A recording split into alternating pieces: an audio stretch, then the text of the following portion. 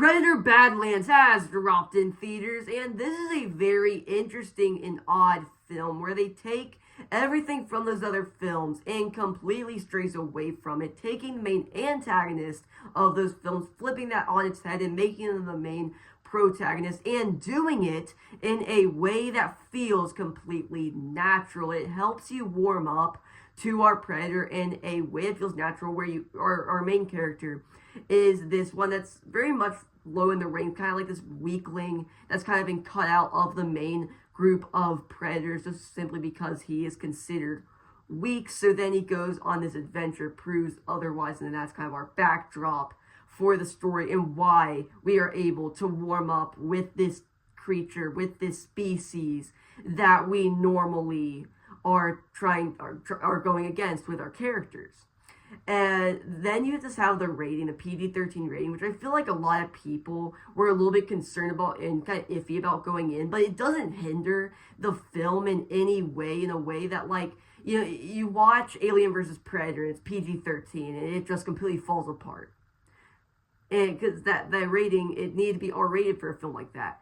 Here, where there's no humans in it, it is strictly just, you have a predator, and you have all these other creatures and everything, and then you just have the bloody creature action and everything. So then the PG-13 nature does not hurt the film. A lot of people have complained that there's a little bit too much action, but I really just think they had that in there.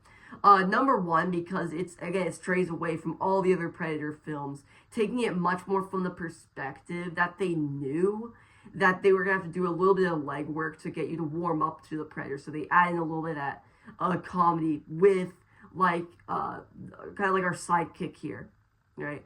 The synth by the Whaling Utah Corporation. And you know, they have some community back and forth, and it works, right? Just things like that.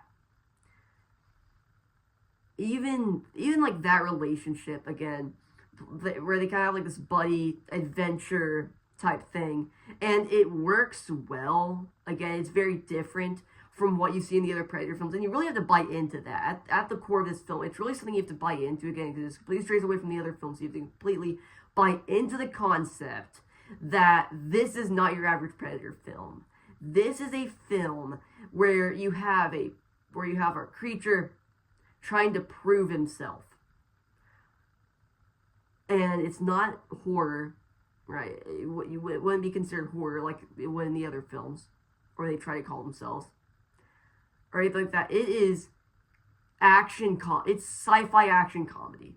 Okay, and then you have the Weyland Yutani Corporation, which are nicely woven into the greater plot. And I'm honestly glad that just now the Predator films have really just found a new voice, where, like, you know, you had the previous films, like after the first one, you know, you had the first one, this great action film, right? You move into the second one, takes place in the city, okay, fun new setting. But then after that, it's like they were afraid to fully delve into the sci-fi, like they had to follow an exact blueprint of that first film of just taking it and putting it in the real world. This one isn't afraid to fully delve into the sci-fi aspects that are hinted at or like within, or just poked at within the other films. And yeah, so I'm very excited to see where this leads. Again, it ends on a cliffhanger. It's not like post-credits, but it ends on a cliffhanger. We'll see that. And yeah, just a whole lot of fun all around. And yeah, that really is all I have to say on Predator Badlands. If you enjoyed today's video or any of my other content, please consider subscribing, and I will see you in the next one. Hopefully, if you enjoyed today's video. Goodbye!